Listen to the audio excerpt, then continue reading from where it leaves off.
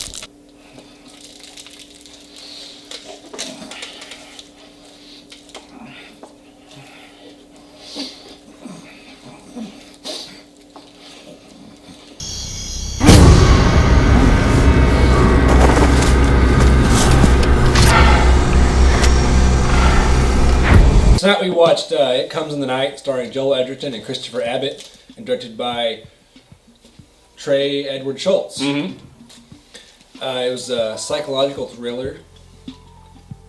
It's not what a lot of people are going to be expecting. You watch the trailer and you expect kind of like a... You expect like this almost, I don't want to say action-packed, but like this horror... pulse-pounding horror zombie-like movie. I wouldn't call it a zombie movie, something's in the woods trying to get these people. So what did you think of it? What were your first impression? I walked out, I liked it. I had to think about it for a while, because it leaves you kind of up to your interpretation about what actually happened and who was sick and how did the red door get open at one point. And there's just this psychological fear between Paul and Will, and can you trust Will? There's a lot of back and forth. I liked it a lot. I liked it a lot too. It was a good slow burner. I like a slow burner horror film. I like creepy over jump scare, because jump scare is very like, it's been done. It doesn't stick with you. It's like, oh, I'm startled, and then you're on. But like creepy like sinks into your brain and you think about it at night. So this had some good creepy moments, especially like the dream sequences and all that. This reminded me a lot of like the movies we tried to make whenever we were younger. Yeah, back in high school. It definitely has like an indie feel, like one location, small group of characters, 5 or 6 people, just probably a small crew. Trying to like play up the character drama more so than like a big elaborate plot. The red door, it's the only way in and out of the house. It stays closed and locked all the time. I have the keys. It's the only set. This movie starts out, their grandpa gets sick and they have to put him down.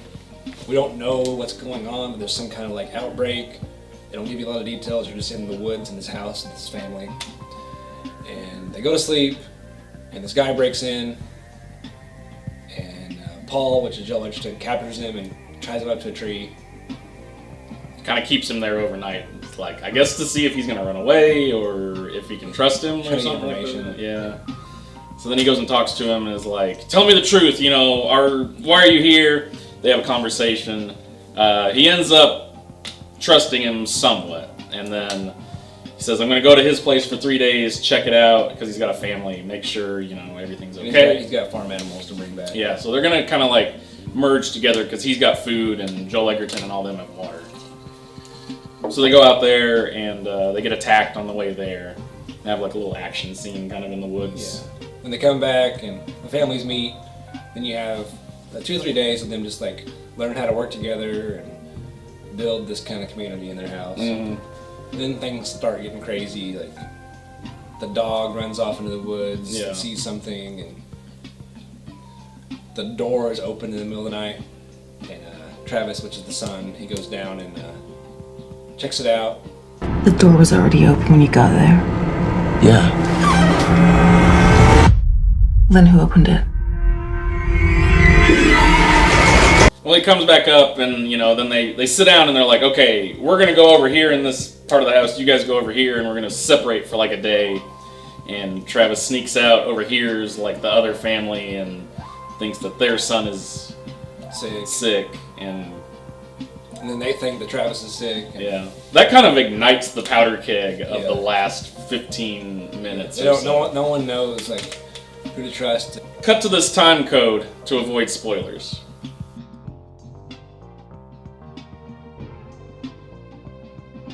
Okay, so they think the kid is sick, Andrew. Little kid. Little kid. And so Paul is going over there, which is Joel Edgerton, and he's let me see the kid! And then there's like this whole tense standoff. And Will and his family just want to leave. They want to take their fair share of food and just get out of there. But for some reason, Joel will not let them leave. Right. Which I didn't get that part. Yeah, just get rid of him. I know he's like, well, they could come back, but just get them out of there if they're sick. Yeah. Like, so they have like this tense standoff, and it, the family, like the other family, like runs out the door, and they go chasing after him, and Will ends up like almost killing Paul.